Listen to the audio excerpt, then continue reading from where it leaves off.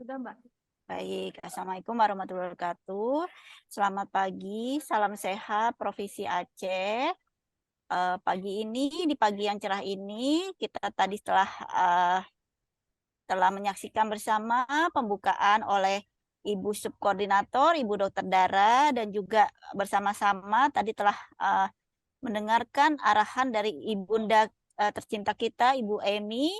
Baik, sekarang kita akan memasuki materi terkait screening layak hamil dan integrasi aplikasi Kescatin dan EcoHeart. Karena pertemuan kali ini adalah pertemuan jejaring, yang juga merupakan pertemuan kedua di Provinsi Aceh, saya sangat mengharapkan bahwa program ini bisa kita kerjakan bersama, bisa saya titipkan ke bunda-bunda bidan semua di sini, terutama yang berpraktik di bidan mandiri, karena kita juga harus membuat jejaring antara praktik mandiri dan puskesmas.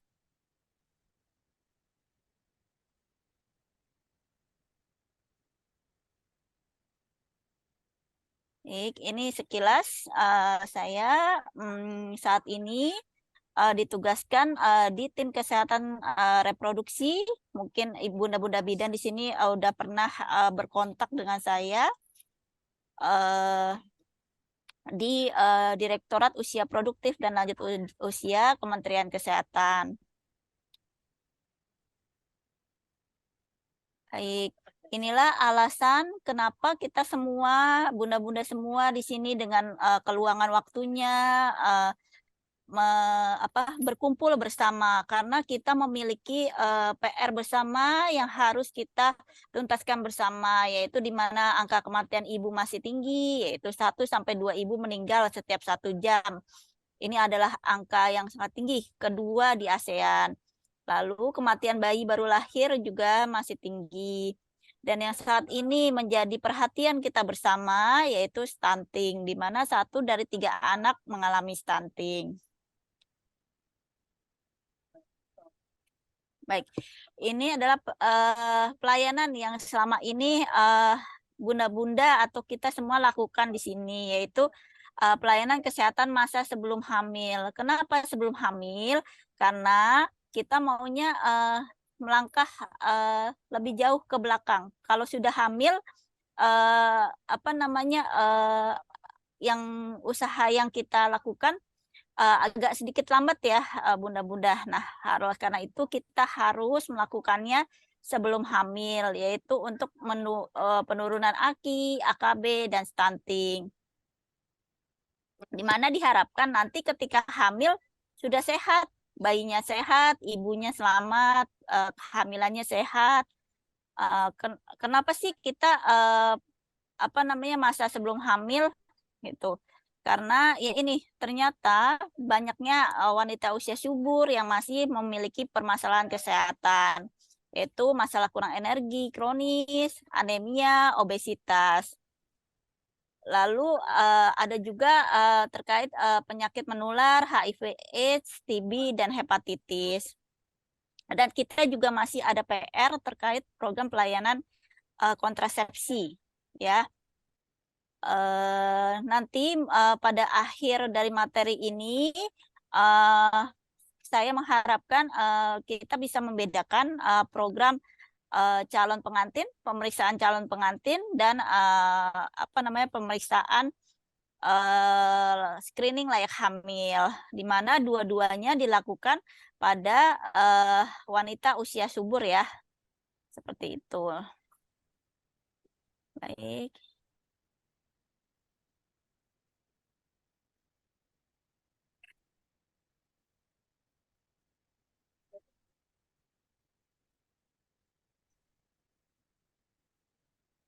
Ini saya akan menjelaskan terkait bisnis proses atau alur ya pelayanan kesehatan masa sebelum hamil.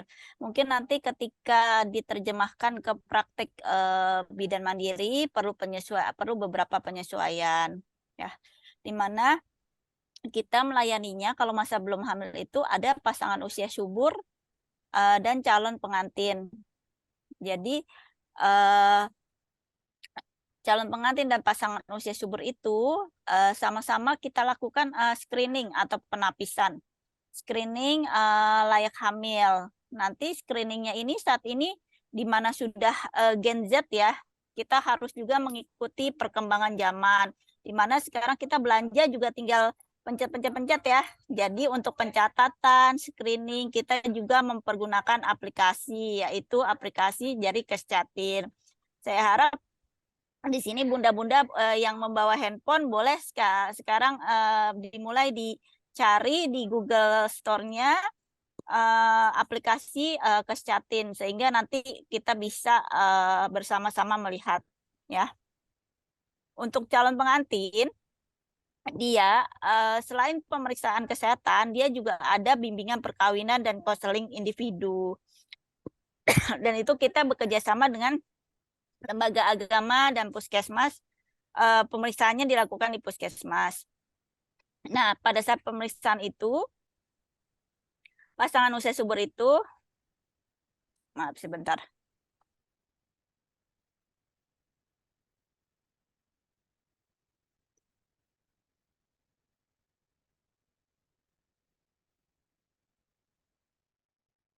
Baik, saat melakukan penapisan atau screening layak hamil yang dapat dilakukan melalui aplikasi Kescatin, pada saat hasilnya nanti itu, di hasil akhirnya ada dua, yaitu layak dan tidak layak.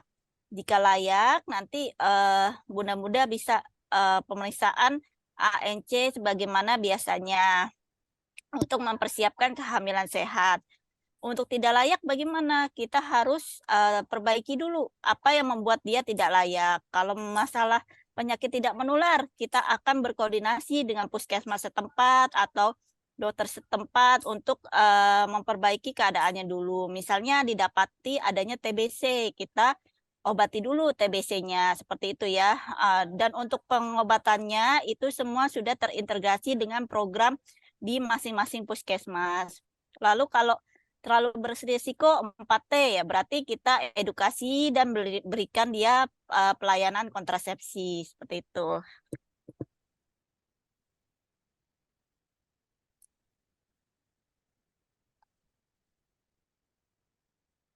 Baik.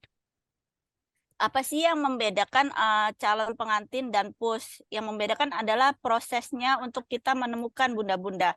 Kalau calon pengantin itu akan datang ke tempat kita, baik di puskesmas maupun fasilitas pelayanan kesehatan lainnya. Mereka akan datang. Kenapa? Karena salah satu prasyarat sekarang untuk mendapatkan surat untuk menikah itu adalah sudah dilakukannya pemeriksaan dan edukasi kesehatan.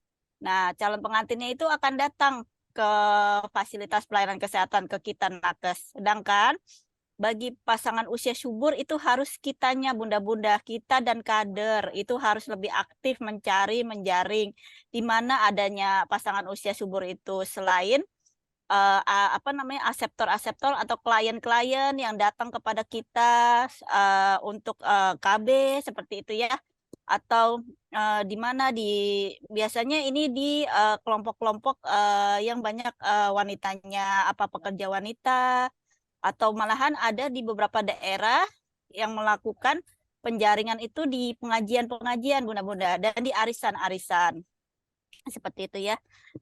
Lalu ketika melakukan screening layak hamil itu untuk screening wanita usia subur, wanita usia suburnya itu ada dua, ada yang memang berencana untuk hamil dan tidak untuk dan belum berencana untuk hamil. Bila belum berencana untuk hamil ya kita memberikan edukasinya terkait kontrasepsi seperti itu ya.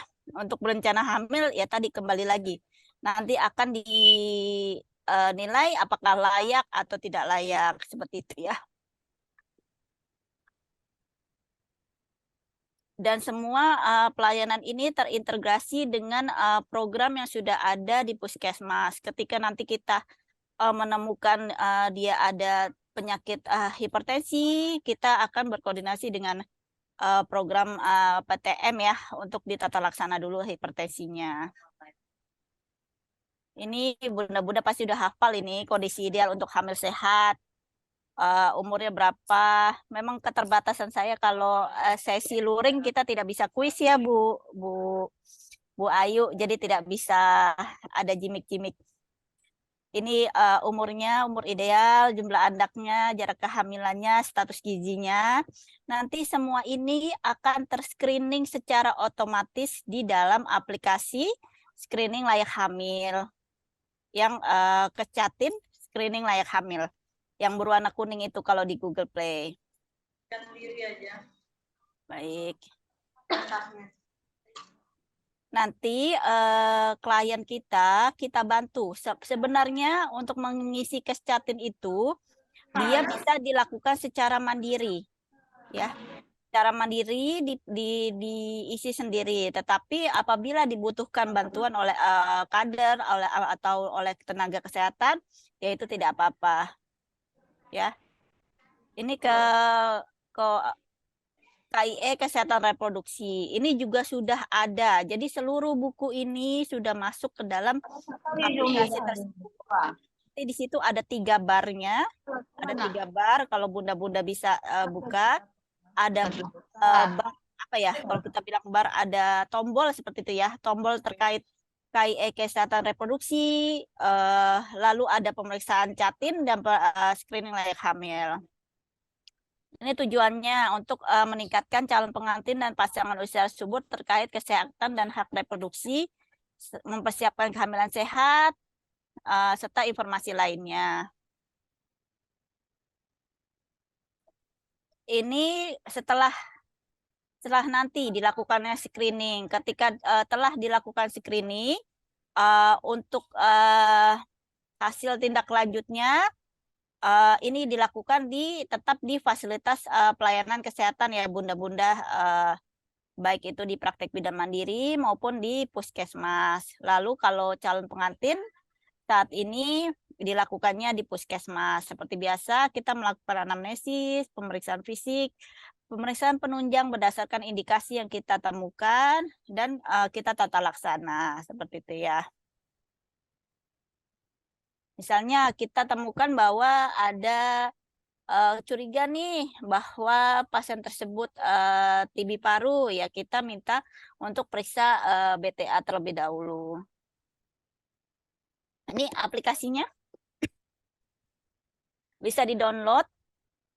Memang saat ini hanya bisa untuk Android ya. Untuk yang handphonenya buah-buahan itu belum bisa ya. Mungkin ke depannya ini masukan bagi kami apabila ingin membuat aplikasi juga dapat digunakan di iPhone.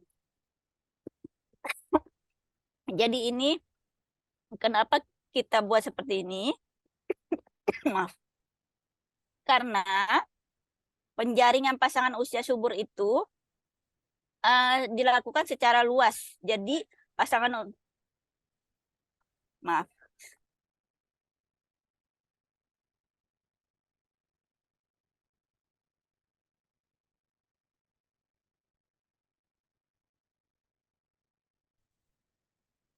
Baik, mohon maaf. Udara di Jakarta saat ini agak kurang baik, jadinya sepertinya saya mulai terdampak. Baik, jadi kenapa kita mengembangkan aplikasi? Karena kami yakin untuk menjaring itu bukanlah suatu hal yang mudah. Jadi harus ada suatu alat di mana kita sebagai nakes atau sebagai kader juga itu tinggal menyebarkan alat ini, diharapkan pasangan usia suburnya itu dapat mengisi secara mandiri. Nanti verifikasinya akan dilakukan di e-cohort puskesmas seperti itu ya. Jadi jangan takut nanti, oh nanti salah dong pasangan usia suburnya ternyata bukan anemi. Tenang saja bunda-bunda, nanti akan ada verifikasi di e-cohort puskesmas. Karena apa? Karena aplikasi Kescatin ini sudah terintegrasi dengan e-cohort seperti itu ya. Verifikasi dilakukan oleh tenaga kesehatan di puskesmas. Yang dia harapkan dari kita punya aplikasi ini biar penjangkauannya itu bisa lebih luas seperti itu ya.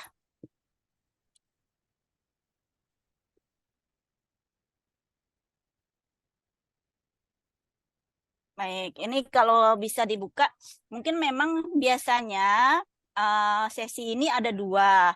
Tetapi saya yakin mungkin nanti bunda-bunda bisa berkoordinasi dengan bidan puskesmasnya atau dengan dinas kesehatannya apabila memang memerlukan bimbingan teknis terkait aplikasinya.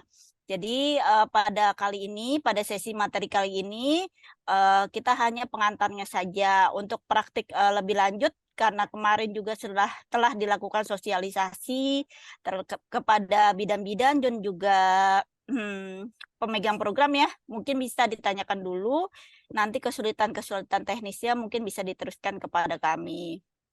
Jadi di dalam aplikasi kesehatan ini ada 3, yaitu ada bukunya, cek layak hamil, dan satu lagi itu adanya khusus untuk Jatim.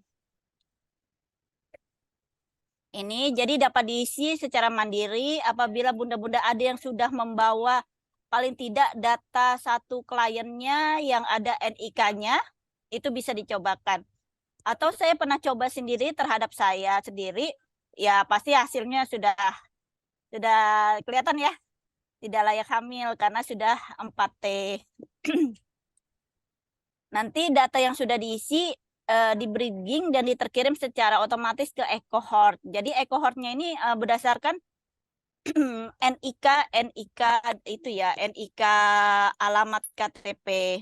Jadi yaitu memang kami perlu, adalah tugas kami di kementerian, kenapa juga dibuat aplikasi ini, karena nanti kami akan membuat satu data di mana dimanapun orang tersebut memeriksakan kehamilan, dia itu akan terkoneksi dengan Fasiankes setempat. Jadi untuk saat ini baru by name by NIK. Jadi misalnya saya orang Jakarta, tapi saya di Aceh meriksanya, data saya masih akan masuk ke puskesmasnya di Jakarta gitu. Tapi nanti kami sedang mendevelop bagaimana nanti tetap bisa mendapatkan pelayanan di Aceh dan datanya tetap tersimpan, terrekod di satu aplikasi, di mana nanti ini kan berkesinambungan ya, bunda-bunda, berdasarkan siklus kehidupan.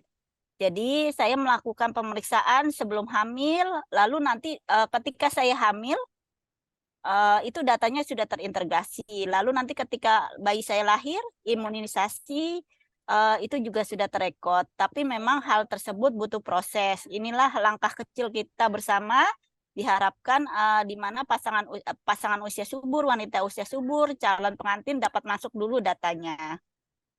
Baik, nanti data yang terkirim seperti saya infokan tadi, dia akan masuk ke e-cohort. Mungkin bunda-bunda sudah pernah kenal namanya e-cohort, Gizi KIA ya, sudah ada. Nah itu sama, portalnya sama, hanya beda di situ tombolnya ya. Di kami itu adalah e-cohort kesehatan reproduksi.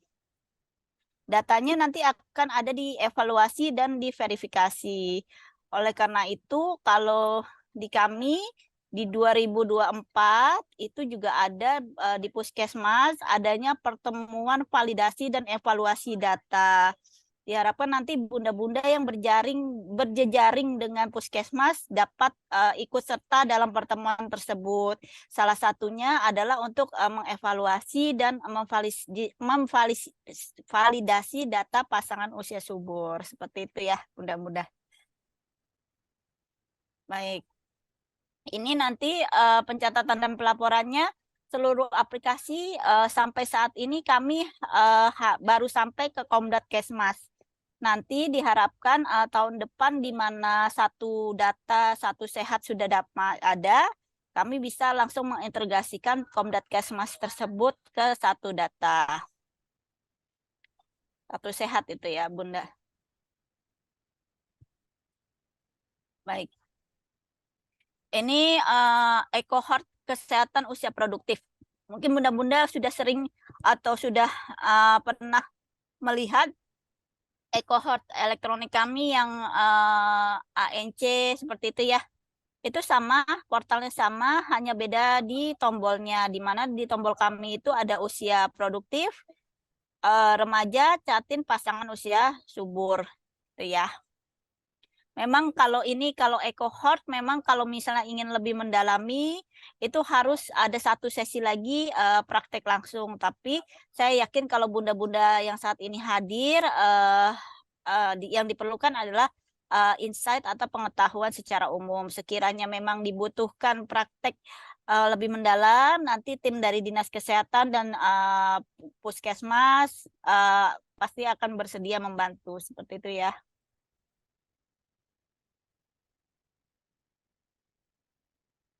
Baik, ini kesinambungan pelayanan di EcoHeart seperti saya infokan sebelumnya. Ini kita yang di usia produktif. Baik, saya yakin bunda-bunda di Fasiankes, di klinik, di puskesmas, pekerjaannya sudah banyak ya Bun ya. Udah mulai dari awal, lalu periksa pasien, lalu apa namanya laporan lagi. Makanya itu kami mengembangkan elektronik pelaporan ini. Tujuannya adalah mempermudah proses input data. Zaman dulu 20 tahun yang lalu ketika saya masih di desa di puskesmas itu kalau mau mengantar laporan itu 1 hari sendiri jalannya itu ya ke dinas kesehatan. Tapi saat ini untuk mempermudah proses data tersebut elektronik. Tapi memang ada beberapa daerah tantangan kita itu sinyal ya Bun ya. Mungkin ke depan ini juga kami sudah memikirkan mendevelop bagaimana laporan tersebut tersimpan dulu dalam bentuk Excel ketika nanti apa namanya ada tiba-tiba sinyal ada atau kita berpindah tempat, dia akan langsung terkirim seperti itu. Itu sudah kami pikirkan dan sudah masuk dalam rencana tindak lanjut dari apa namanya evaluasi terkait pelaporan elektronik. Lalu mempermudah juga dalam pemantauan sederhana. Saya yakin awal-awal pasti akan ada proses pembelajaran. Seperti dahulu kita untuk belajar di Shopee susah banget ya. Saya minta ajarin dulu anak saya nih gimana caranya nih check out nih. Wah, ternyata sekarang kalau sudah lancar check out terus ya Bunda ya. Baik. Lalu mempermudah penelusuran berbasis NIK, berbasis wilayah.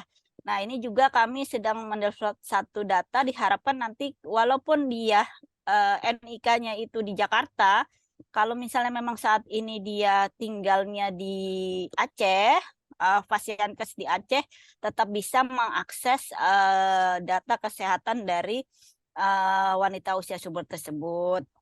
Lalu meminimaliskan double pelaporan. Seperti tadi, apabila ada dua, dia periksanya dua nih. Kalau udah berbasis NIK, walaupun dia periksa di mana-mana, dia tetap akan satu ya. Jadi kita tahu yang kemarin itu ternyata memang dia sudah misalnya sudah terdeteksi bahwa dia hipertensi dalam kehamilan seperti itu ya.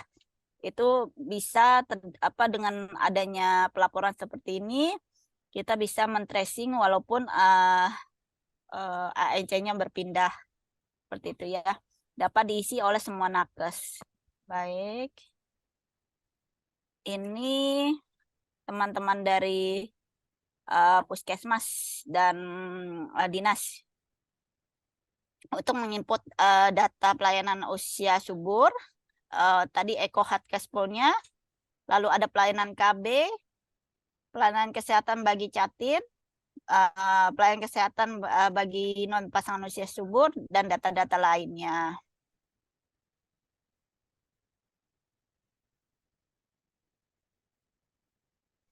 Ini contoh dari demonya. Biasanya kita setelah materi sosialisasi seperti ini akan ada demo bareng-bareng seperti itu ya, ibu-ibu dan bapak. Jadi ekohort kesehatan reproduksi itu dia bagian dari ekohort kesehatan keluarga. Semuanya ada di situ.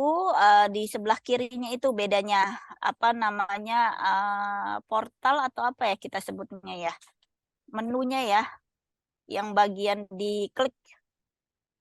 Nah, di situ ada pelayanan kesehatan usia produktif, yaitu ada dashboard cash pro, ada catin, pasangan usia subur, usia produktif, dan lainnya. Dan tadi yang dari aplikasi Kescatin yang warnanya kuning itu Bunda-Bunda itu langsung masuk ke sini dan nanti akan divalidasi oleh nakes puskesmasnya.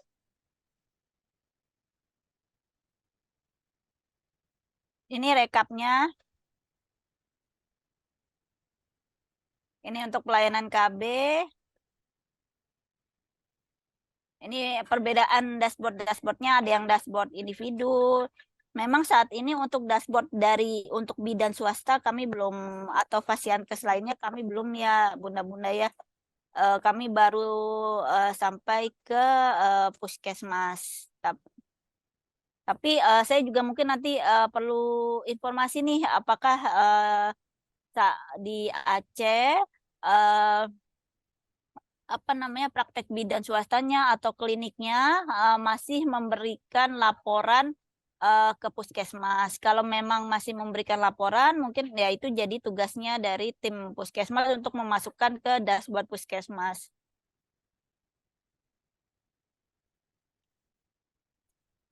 Baik, ini rencana tindak lanjut. Jadi tadi yang saya minta mohon bantuan kepada bunda-bunda nih, yang sekarang yang penting apa sih? Jadi kita sebarkan dulu saja ini informasi terkait screening layak hamil. Bahwa untuk hamil, walaupun hamilnya hamil kedua, itu tetap harus dilakukan screening. Belum tentu hamil kedua itu sama sehatnya dengan yang pertama. Jadi yang tadi, pakai aplikasi Kescatin yang bisa diakses dimanapun selama ada sinyal. Ya, jadi kita sebarkan di WA grup kita, di mana ya, pengajian kita, kalau misalnya ada screening layak hamil seperti itu ya, itu secara mandiri. Lalu nanti yang selanjutnya itu biar timnya Bu Ayu di puskesmas dan di dinas kesehatan yang menindaklanjuti untuk menganalisa data, memverifikasi seperti itu ya.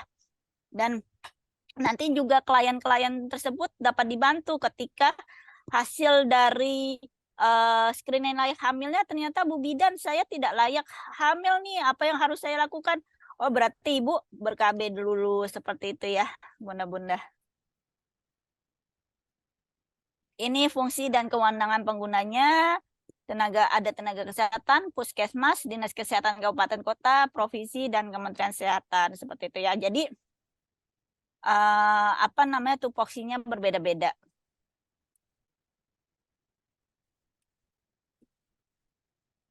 Baik, ini yang sedang kami lakukan saat ini, di mana kami juga sedang mengintegrasikan dengan Satu Sehat. Saat ini tetap tidak ada penginputan data yang terhenti walaupun sedang proses pengintegrasian. Jadi tetap memasukkan datanya di e-cohort. Lalu penyempurnaan aplikasi dan menyempurnakan fitur untuk analisa dashboard. Dan mungkin kemarin juga kita telah sosialisasi terkait helpdesk-nya e-cohort ya, dari tim Dinas Kesehatan Provinsi dan Kabupaten Kota sudah hadir kemarin itu. Sekiranya ada pertanyaan-pertanyaan terkait teknis, bagaimana nih Bu, Pak, kok password saya tidak bisa, atau puskesmas saya tidak bisa, belum bisa mengakses data, atau kok data yang sudah saya input kok nggak terrekap. Nah, itu kami ada tim helpdesk-nya. Kemarin kami juga minggu kemarin telah melakukan sosialisasi ya. Ini harapan dari saya. Tadi saya titipkan benar-benar screening layak hamil ini. Karena apa? Karena screening layak hamil itu harus tenaga kesehatannya yang aktif. Dan juga dibantu oleh ibu kader dan perangkat desa, bahwa kita yang mencari pasangan usia subur. Karena pasangan usia subur itu tidak akan datang ke kita kecuali dia biasanya sudah hamil ya, atau dia mau ber-KB. Nah, seperti itu. Penjaringannya harus diperkuat.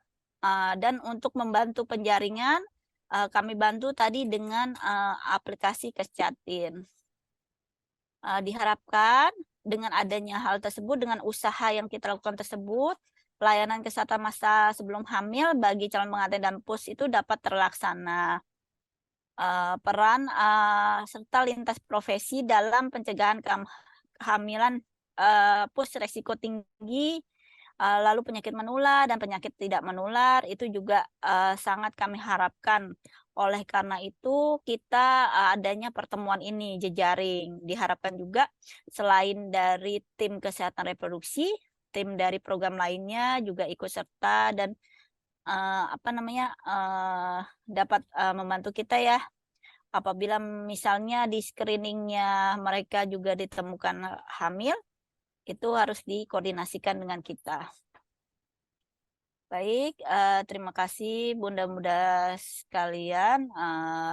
Mungkin materi dari saya sudah habis nih, tapi untuk diskusi saya membuka floor, membuka waktu sekiranya memang ada di luar paparan dari saya juga yang ingin ditanyakan. Terima kasih Bu Ayu, saya kembalikan ke Bu Ayu. Baik, terima kasih Mbak Putri. Baik, Ibu-ibu mungkin ada yang ingin bertanya?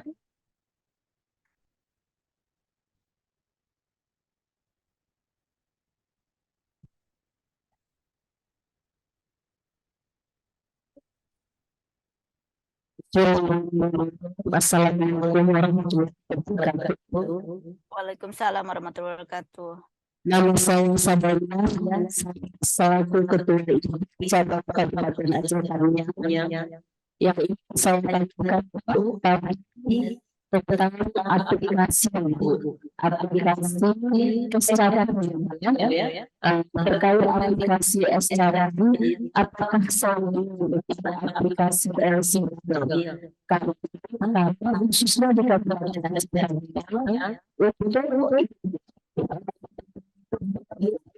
cara pemeriksaan itu menggunakan aplikasi PLC. Insya Allah sudah terlaksana. Setiap cara harus mendownload aplikasi PLC itu sudah bekerjasama puskesmas, KUA dan relawan setempat puskesmas. Tadi Ibu sampaikan beberapa secara apakah itu sudah tahu? Mungkin itu yang merupakan pertanyaan saya. Yang kedua, mungkin kita ketahui sama-sama tentang kita sudah menggunakan aplikasi yang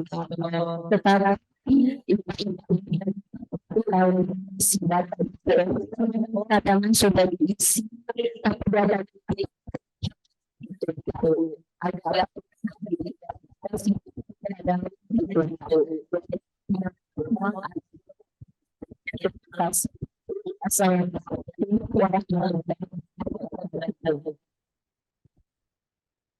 Baik, terima kasih Ibu Ketua IBI Aceh Tamiang ya. Luar biasa sekali apresiasi saya kepada seluruh ketua IBI cabang di Provinsi Aceh. Baik Bu Ayu, mungkin bisa dibantu nanti yang pertanyaan keduanya ya, karena saya kurang begitu jelas tadi. Untuk pertanyaan pertama terkait aplikasi LCMIL, jadi perbedaannya adalah aplikasi LCMIL itu adalah seharusnya diisi oleh kader Ibu, bukan oleh kita. Ya, oleh kader. Jadi kalaupun kita membantu, ya kita membantu kader. Tapi LCMIL itu adalah tugasnya dari kader, bukan tenaga kesehatan. Ya, dan dia tidak terintegrasi oleh apapun. Ya, sedangkan kalau Kescatin itu yang mengisi adalah wanita usia suburnya secara mandiri. Juga bukan kita. Kita tugasnya adalah verifikasi ekohortnya. Sekiranya memang wanita usia subur tersebut mendatangi klinik kita atau tempat praktek kita untuk dilakukan screening, kita bisa bantu. Tetapi itu dari diharapkan bisa dari handphonenya wanita usia subur itu sendiri. Karena apa? Karena di situ juga ada media KIE-nya yang bisa dibaca-baca, dibaca mandiri oleh wanita usia subur tersebut. Itulah perbedaannya antara aplikasi LCMIL dan Kescatin. Nantinya LCMIL juga akan tidak ada, Bu, akan terintegrasi dengan Satu Sehat. Kami sedang proses pengintegrasian. Karena memang ada beberapa yang sama tetapi lebih lengkap di Kescatin seperti itu, Bu. Ya, Bu Ayu boleh dibantu yang pertanyaan keduanya, Bu? Baik, Mbak Putri, terkait dengan EcoHeart tadi, Mbak Putri, menurut Ibu Ketua IBI dari Aceh Tamiang bahwa pengisian EcoHeart untuk data ANC ya Bu ya, ANC. Nah itu memang kadang-kadang terkendalakan di jaringan Mbak. Nah kadang-kadang ketika kita input jaringannya bermasalah, yang kita input tuh nggak masuk. Nah itu kendalanya itu ya Mbak, untuk terkait aplikasi kembali lagi ke jaringan ya. Nah, untuk reproduksi sendiri, mohon izin Mbak Putri, seperti pernah saya sampaikan ke Mbak Putri bahwa untuk Aceh memang kita belum sosialisasi untuk ekohot reproduksi. Nah, Kescatin juga lagi kita gencar-gencarnya kemarin di Spring Lake Hamil di angkatan pertama juga ya kita akui untuk aplikasi Kescatin mungkin belum begitu familiar di lapangan Mbak Putri. Jadi mungkin ini PR juga buat kami Mbak Putri, mudah-mudahan ke depannya bisa kita sosialisasi lagi ke puskesmas baik ke TPMD juga. Begitu mungkin Mbak Putri. Ya, baik. Terima kasih Bu Ayu. Jadi permasalahan sinyal itu bukan hanya di Aceh ya Bu, di kami pun kalau lagi nggak ada sinyal, nggak ada sinyal Bu. Jadi yaitu tenang saja, itu juga merupakan sudah rencana tindak lanjut kami bersama tim IT. Kami sedang mencari cara bagaimana laporan tersebut tersimpan terdahulu dalam bentuk entah itu draft, entah itu Excel. Nanti ketika ada sinyal dia akan naik seperti itu Bu. Tapi untuk sementara ya, mohon bantuannya, mohon bersabar sekiranya memang laporannya tidak tersave, ya Kak, mau minta untuk memasukkan kembali. Dan itu bukan hanya di EcoHeart, di Sitco, di Sipgar pun sama Bu. Kalau misalnya lagi sedang tidak ada sinyal, dia akan tidak terrekod seperti itu Bu. Baik. Baik. Mudah-mudahan sudah terjawab dua-duanya ya Bu Ayu. Gimana Mbak?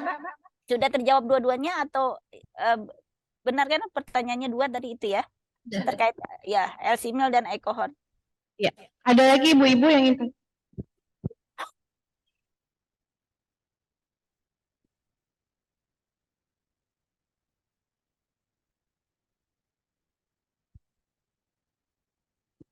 Assalamualaikum warahmatullahi wabarakatuh. Waalaikumsalam warahmatullahi wabarakatuh. Saya bertugas di Puskesmas Sindapuri sebagai bidang koordinator. Ini saya tanyakan Bu, kami di Puskesmas Sindapuri itu sudah melakukan pemeriksaan lab antara Jatim pria dan Jatim wanita. Karena kenapa kemarin kalau sempat melakukan yang hepatitis itu apa yang positif adalah Jatim pria.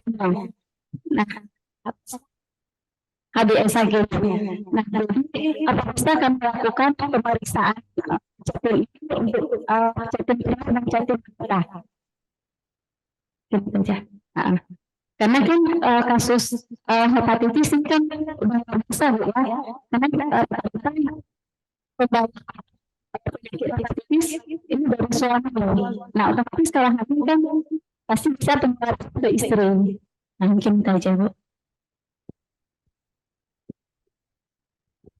Baik, bisa dibantu Bu Ayu. Jadi pemeriksaan Jatim, HBsAg seperti itu ya Bu Ayu ya.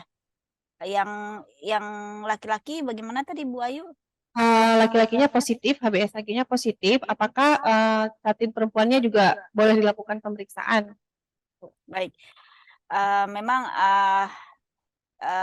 untuk pemeriksaan dari hepatitis, HIV itu mengikuti dari ketentuan program yang sudah existing. Bisa saja kita masukkan wanitanya itu jadi apa namanya termasuk yang mendapatkan pelayanan, yaitu adalah termasuk yang beresiko seperti itu. Apa namanya? Tapi memang itu dikembalikan lagi ke programnya masing-masing dan ketersediaan dari reagennya. Karena memang hepatitis itu kan memang salah satu penyakit yang menular seperti itu ya. Saya sarankan sih diperiksakan wanitanya apabila memang ketersediaan reagen programnya masih ada. Seperti itu Bu Ayu. Mungkin sedikit tambahan Mbak Putri. Memang kami di Dinkes peraturannya untuk pemeriksaan PPIA itu hanya untuk ibu hamil. Namun kemarin juga kita menyampaikan kalau memang ada indikasi mungkin boleh. Jadi boleh berkombinasi dengan P2P-nya. Ya, kan karena faktor resiko dari hepatitis itu banyak ya Ibu, apalagi mungkin apabila wanitanya adalah juga termasuk tenaga kesehatan, itu juga termasuk dari resiko, atau dia penjamah makanan seperti itu. Sepertinya faktor resiko itu memang bisa bermacam-macam dan bisa kita identifikasi seperti itu. Maksudnya awalnya tidak ada indikasi ya. Terus dilakukan pemeriksaan yang laki-lakinya positif. Jadi mau cek juga nih perempuannya. Ya.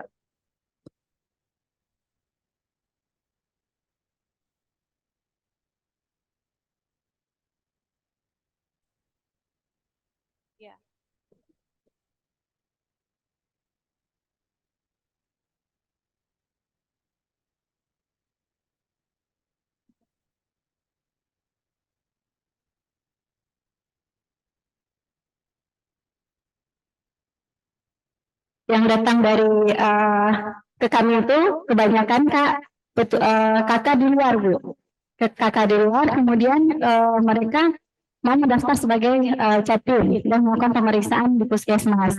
Nah, walaupun di kakak atau di kabupaten lain, kami tetap melakukan di puskesmas. Nah, yang ditemukan ini kebanyakan kasusnya HBsAg yang positif dari penduduk luar. Nah, apa baiknya, apa bisa kita seluruh kabupaten yang ada di Aceh untuk sama-sama kita lakukan pemeriksaan untuk Jatim juga. Jadi di saat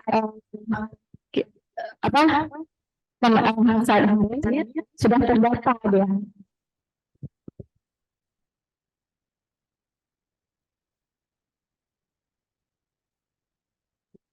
Oh, jadi masalahnya karena dia tidak terdata, jadi tidak boleh dipemeriksaan, nggak boleh dilakukan pemeriksaan, boleh kan?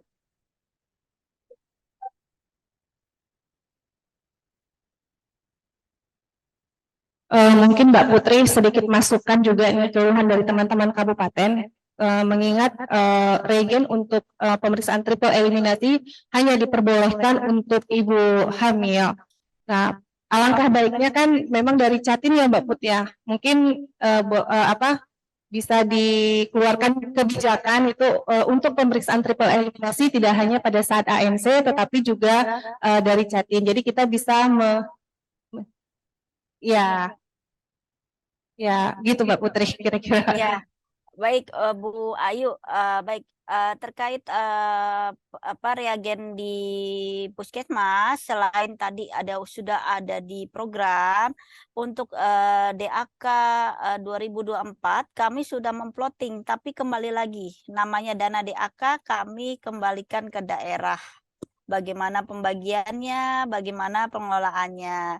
Jadi kami sudah plotting untuk pemeriksaan Catin, tapi memang ada beberapa daerah yang memang kepala dinasnya sudah memang membagi untuk Catin, ada yang karena keterbatasan anggaran untuk Catinnya tidak ada begitu.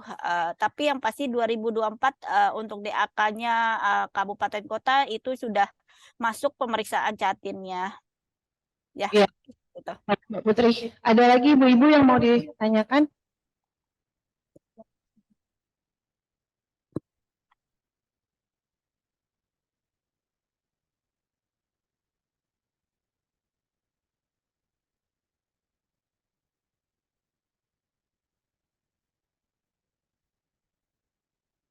Assalamualaikum warahmatullahi wabarakatuh. Waalaikumsalam warahmatullahi wabarakatuh. Perkenalkan Bu, saya dengan Ketua PC Ibu Kota Langsa. Selamat datang Bu di Aceh. Di sini saya ada lebih kurang 4 pertanyaan Bu. Yang pertama adalah mengenai screening layak hamil. Nah, di sini mungkin kita sudah sepakat bahwa sebelum melakukan pernikahan sudah dilakukan pemeriksaan kesehatan. Nah, di sini mungkin perlu digarisbawahi juga bahwa mungkin sebelum pertimbangkan hal-hal di mana kalau dalam hukum Islam itu jika seseorang ingin melaksanakan nikah itu harus disegerakan. Jangan sampai dan nanti kalau misalnya kita jangan sebelum melakukan pemeriksaan di situ benar terjadi maka kita akan menjadi itu satu. Kemudian yang kedua mengenai aplikasi. Di sini kita kan mempunyai aplikasi aplikasi kemudian kemarin kami ada Dinas Kesehatan Kota Besar, di sana juga disediakan ada KUA kantor urusan agama, di sana juga ada aplikasi sendiri. Jadi apakah tidak sebaiknya dibentuk satu aplikasi yang memuat untuk semua, apakah dinas kesehatan, apakah departemen agama. Jadi masyarakat pun mungkin tidak bisa untuk mengisi aplikasi tersebut. Kemudian yang ketiga, mungkin untuk mencegah tadi dari paparan Dr. Putri bahwa banyak yang meninggal. Jadi secara kesimpulannya, jadi mungkin di sini saya mengusulkan untuk mengupdate ilmu terhadap bidang-bidang kita yang ada di Indonesia, terutama setelah dilakukan audit kematian ibadah dan bayi.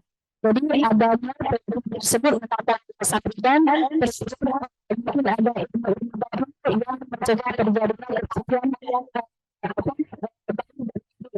karena juga saya petugas di rumah sakit ada juga misalnya mudah-mudahan saya tidak mengenal siapa-siapa yang merujuk baru itu kan mempengaruhi apalagi baru dengan beberapa ini. Di situ mungkin dengan saya atau bayi yang akan dilahirkan itu prematur. Nah, menuju ke rumah sakit yang mungkin fasilitas kesehatannya tidak lengkap. Nanti setelah melakukan sakit tersebut, maka ibu tinggal di rumah sakit itu ini dibawa ke rumah sakit yang fasilitas kesehatan lengkap. Di situ dia akan membuang energi. Di situ dia sudah seharusnya oksigen atau oksigen yang harus ke tempat dia itu tidak masuk. Nah, di situ bisa agak menyebabkan kematian pada bayi lahir. Kemudian yang keempat mungkin ilmu sedikit keluar dari pasal ini. Oh, ya, ini mengenai asesor bidan. Ya, Bu. Terima kasih. Assalamualaikum warahmatullahi wabarakatuh. Baik, Mbak Putri. Waalaikumsalam warahmatullahi wabarakatuh. Mbak Ayu, mungkin Bu Ayu nanti mungkin saya bisa dibantu ya dicatkan juga atau di WA kan pertanyaannya, takut-takut ada yang belum terjawab karena memang suara di sana ke kami tuh penerimaannya sangat minim sekali, seperti bergelombang seperti itu ya. Saya coba menjawab ya Bu Ayu, tapi sekiranya ada yang belum terjawab boleh dibantu ya. Baik, terkait catin dan layak hamil, pemeriksaannya itu tidak menggagalkan perkawinan. Jadi apapun hasilnya, itu kita tidak bisa tulis tidak boleh menikah atau bagaimana, atau tidak disarankan menikah, itu tidak ada ya Ibu.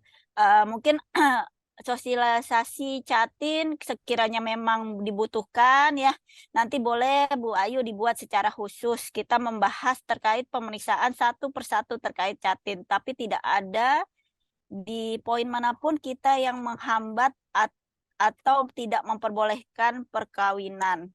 Jadi suratnya itu adalah bukan surat boleh nikah gitu ya, surat telah dilaksanakan pemeriksaan kesehatan. Apapun hasilnya itu adalah rahasia dari klien kita. Tidak boleh diberikan oleh ke siapapun. Yang diberikan ke KUA itu hanya surat keterangan sudah dilakukan pemeriksaan. Lembar-lembar berikutnya itu adalah hak dari klien. Kalau dia mau memberikan silakan, tetapi kalau tidak ya tidak diperlukan sebenarnya seperti itu. Dan untuk prosesnya itu kalau misalnya di materi catin itu antara KUA dan Puskesmas itu terjadi secara paralel. Jadi saya tidak tahu di daerah Aceh bagaimana, dan itu sangat dikembalikan lagi administrasi seperti ini kepada daerah masing-masing. Tapi hal tersebut dapat dilakukan secara paralel. Jadi tidak harus ke puskesmas dahulu atau ke kantor agama terlebih dahulu, tidak perlu. Jadi ke puskesmas dulu juga boleh, tidak perlu adanya pengantar dari KUA gitu. Tinggal diinformasikan ke pendaftaran bahwa kita mau melakukan pemeriksaan calon pengantin seperti itu. Jadi tidak ada yang memperlambat pernikahan seperti itu. Dan ketika hasilnya misalnya dia tidak layak hamil, bukan berarti kan selamanya dia tidak layak. Ya, kalau misalnya dia hipertensi, ya tensinya kita kontrol terlebih dahulu. Kalau dia TBC, kita obati terlebih dahulu seperti itu ya, Ibu. Lalu untuk banyak sekali aplikasi. Ya Bu, bukan cuman Ibu aja, kami pun di Jakarta juga mengambil datanya itu butuh effort lebih. Tapi kan kita sedang proses ke Satu Sehat, Satu Data Indonesia. Dan selama proses itu tidak bisa dihentikan untuk pelaporan dan pencatatan. Kehamilan tidak bisa dihentikan, pernikahan tidak bisa dihentikan. Jadi seluruh proses itu tetap harus berlangsung sampai ya yang kita bilang it's my dream gitu ya. Kita tinggal nyeken satu KTP, satu barcode, semuanya bisa. Mau masuk BPJS, mau masuk sekolah, semuanya sudah terintegrasi. Tapi kan itu butuh proses ya, ibu-ibu semua. Dan kita harus memulainya dari seperti ini, seperti itu. Memang kalau orang bilang berdarah-darah terlebih dahulu lah, baru nanti kita bisa, mungkin anak cucu kita bisa satu single data seperti itu ya. Baik Bu Ayu, apalagi tadi yang rujukan, terkait rujukan ya Bu Ayu ya. Kegiatan ya Mbak, terkait rujukan ya. Update ilmu.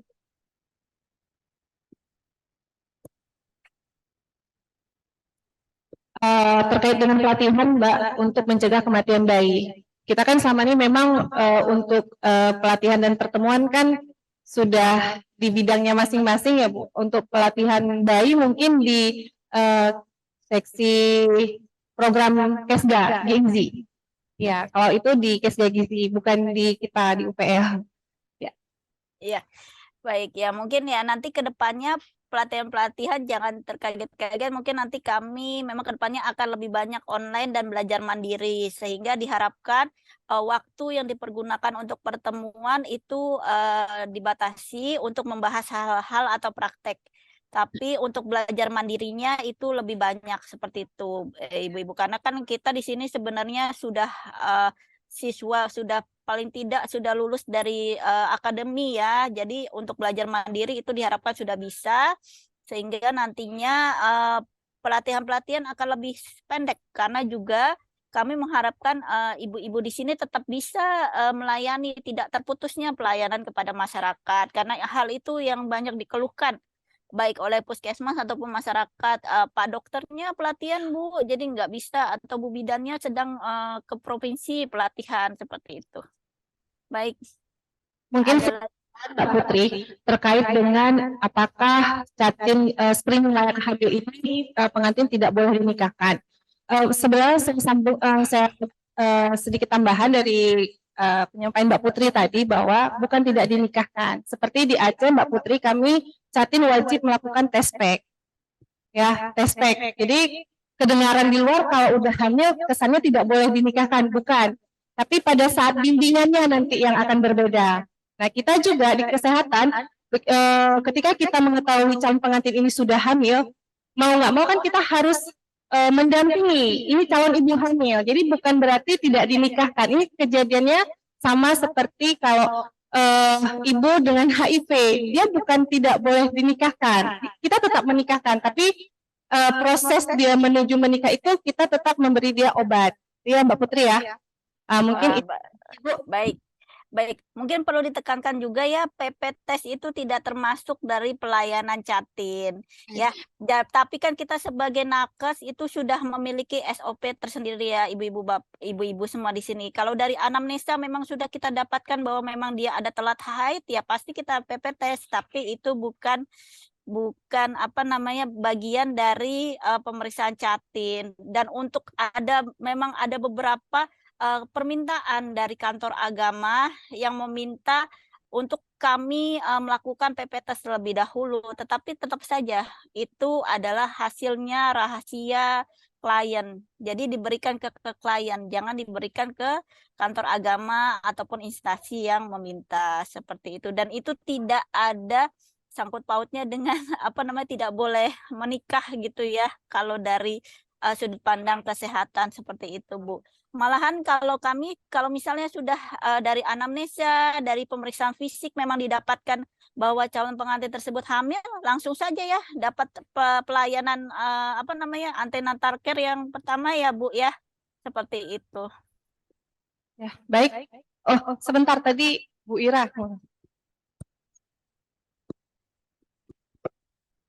Izin doa dulu. Ya, Assalamualaikum silakan Bu. warahmatullahi wabarakatuh. Kita memang sekarang aplikasi banyak ya Bu Putri, di antaranya Esimina, terus di situ ada tim PPK, tim pendamping keluarga, situ termasuk ada ibu PKK, ada kader, dan ada juga bidang desa.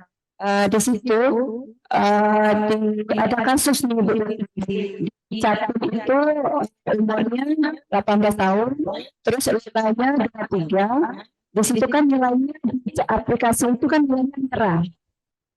Sementara kita kan sudah sepakat tidak boleh mencegah pernikahan seseorang. Sementara di nilai Islamia itu dia tidak hamil atau menikah karena nilainya salah satunya ada dua yang bukan puskesmas.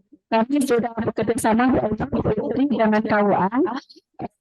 Tapi KUA mengambil kesimpulan bahwa pasangan itu ditunda saat harus ikut sidang isbat. Sidang dulu setelah surat dari sana baru dibawa ke KUA, baru bisa dilakukan pernikahan. Terus yang ingin kami tanyakan, apa solusi kita sebagai tenaga kesehatan, mana kita sudah tahu bahwa usianya 18 tahun, terus usianya juga kurang. Untuk pasien ini, pasangan ini, karena saya sudah menunjukkan ke pasangan ini sebaiknya boleh menikah tapi tunda dulu. Tapi di dalam perjalanan sebenarnya kan dalam sehari yang Mbak Putri, ini solusi kita gimana sebagai tenaga kesehatan? Terima kasih. Assalamualaikum warahmatullahi wabarakatuh. Baik, terima kasih. Dari kantor urusan agama, apakah ada ikut Bu Ayu pada pertemuan ini?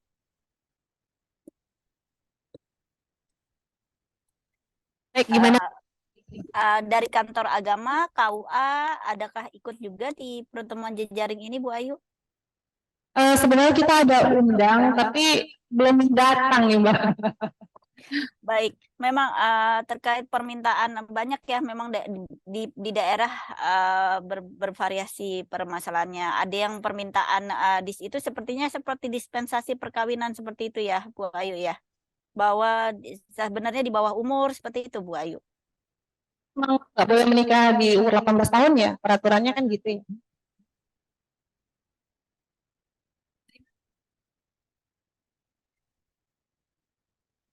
Mungkin sepengetahuan kami hukum isbat itu untuk mencari status misalnya nikah siri untuk ke depan mengesahkan itu disahkan ke hukum isbat masuk sidang.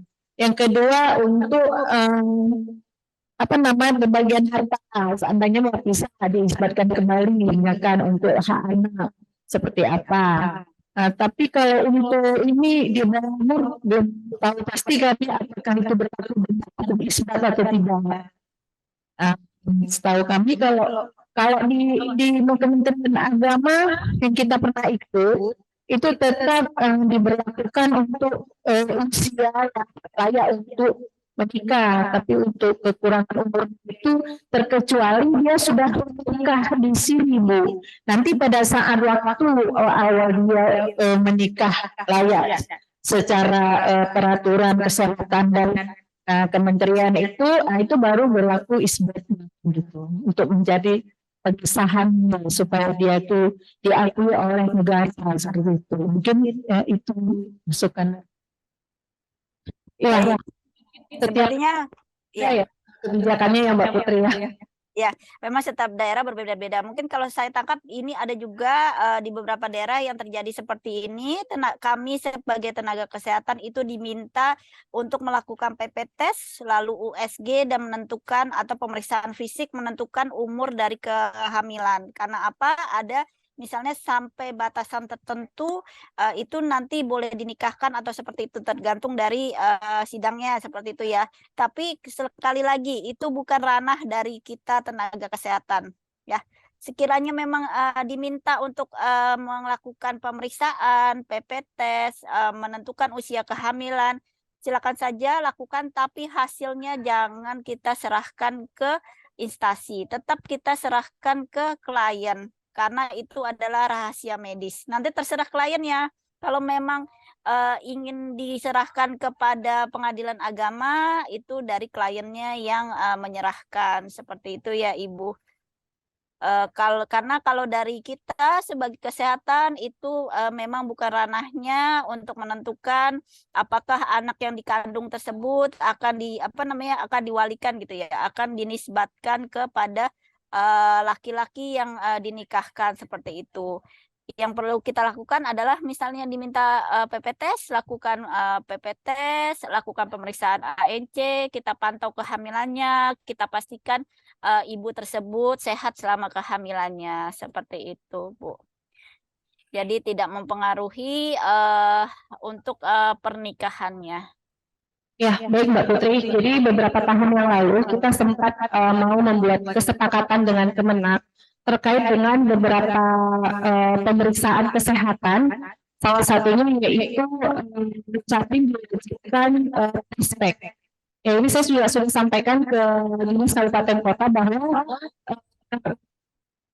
kita sebenarnya tidak diperbolehkan melakukan tes sebenarnya, tapi ya karena di sini diwajibkan Mbak Putri, jadi saya kemarin berinisiatif mau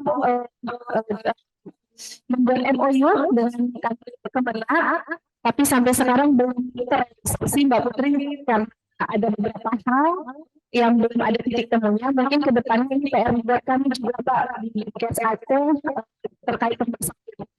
Dan terkait yang Ibu Ira katakan tadi, kalau calon pengantin sudah hamil, kita kembali lagi, kita tetap harus memberikan pelayanan.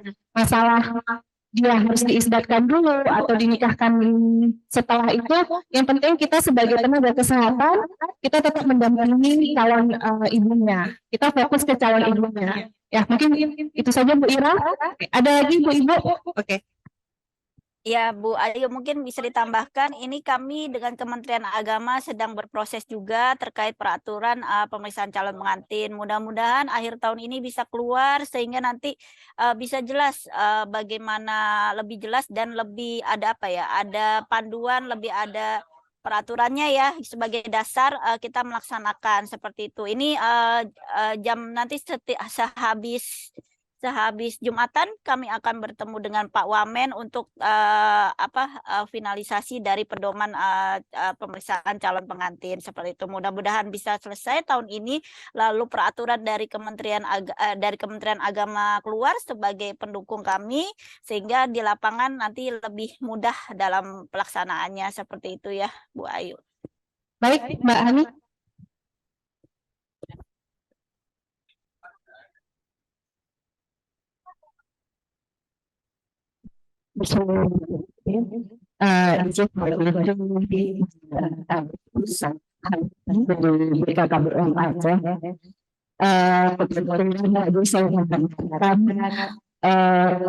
Sebenarnya BKKBN Aceh sudah bekerja sama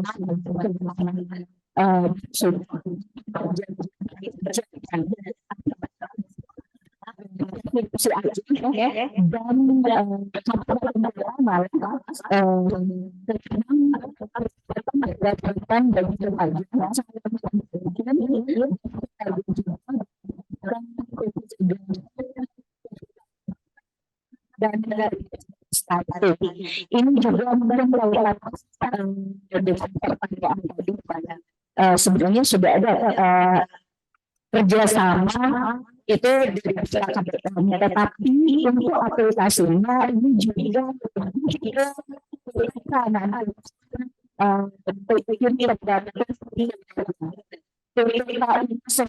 terdiri dari satu KKBN, yang kedua dan yang ketiga dari desa. Nah, mungkin kita masih harus kembali Bu Ayu, saya sebutkan bukan di sini ya, karena saya dari bidang KBKL mungkin sering jumpa dengan sebelum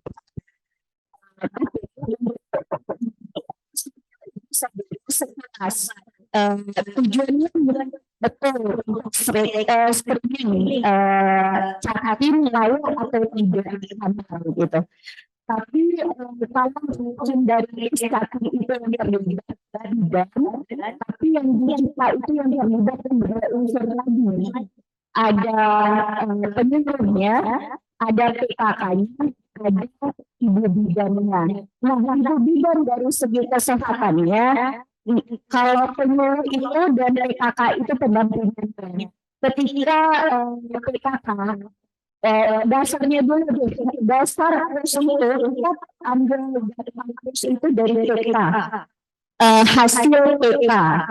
Jadi sudah jelas nih data kursnya. Ketika data kurs sudah ada setiap desa, nanti didampingi ini ada kurs didampingi lah, atau ada catin. Data itu didapat dari mana? Data catin dari ibu PKK.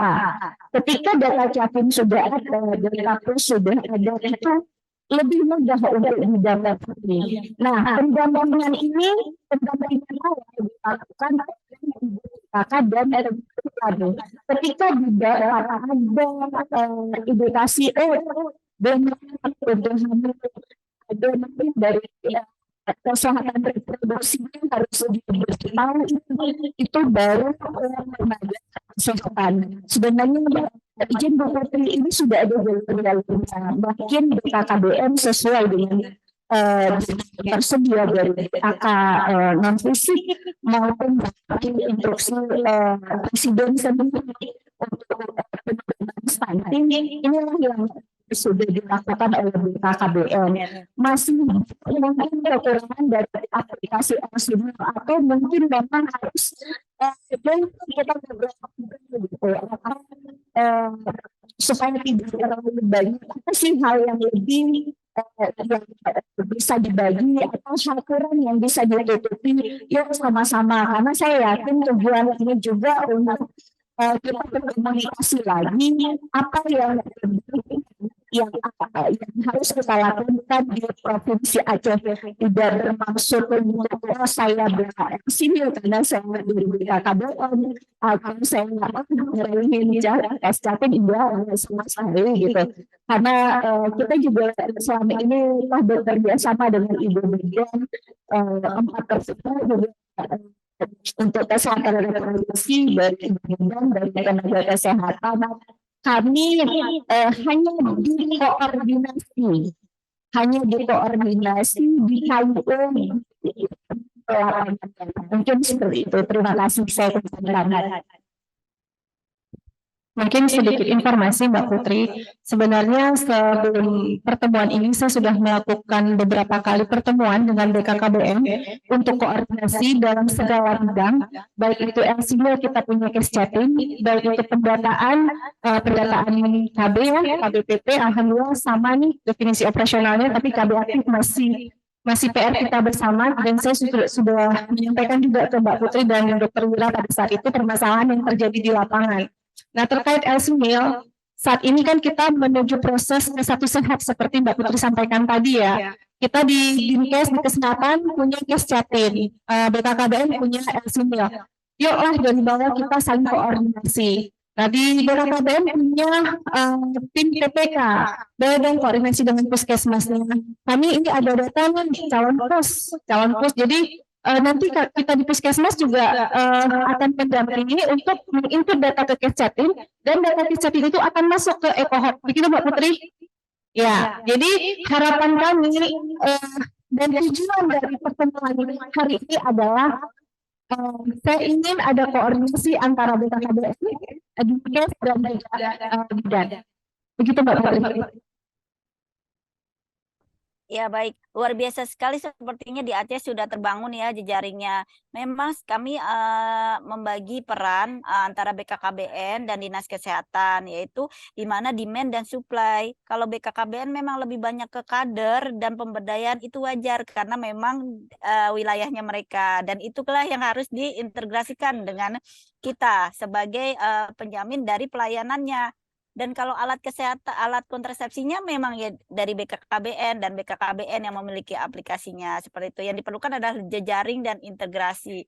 Dan sekiranya memang ada data-data yang sama, yang dari LC-Mil lalu ke Kescatin lah, itu malah suatu keberuntungan bagi kita ya. Jadi kita tidak perlu mendata ulang.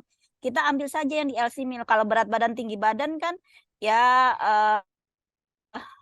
dalam 3 bulan ya tidak akan berubah banyak seperti itu ya. Tapi kan di LC-Mil diperlukan data-data lain yang memang harus perlu masuk ke EcoHot yang di LC-Mil tidak ada. Kenapa?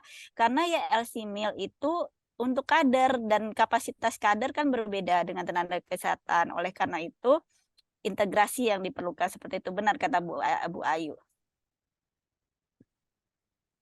Kami Mbak Putri dari Dinkes, nanti kita turun bersama ya Kak Hani terkait dengan sosialisasi agar OPDKB juga dan Dinkes Kabupaten Kota melakukan koordinasi, dan begitu juga jejaring di bawahnya Puskesmas dan PLKB dan TPK-nya. Mungkin itu. Ada yang mau ditanyakan lagi? Sudah pas? Sudah? Sudah? Ya. Baik Mbak Putri, terima kasih untuk waktunya. Sampai ketemu di lain waktu. Assalamualaikum warahmatullahi wabarakatuh. Waalaikumsalam warahmatullahi wabarakatuh. Izin live. Snack dulu. Ibu-ibu bisa snack dulu. 5 menit ya? 5 menit, kamu duduk di sini. Kita langsung materi Bu Emi.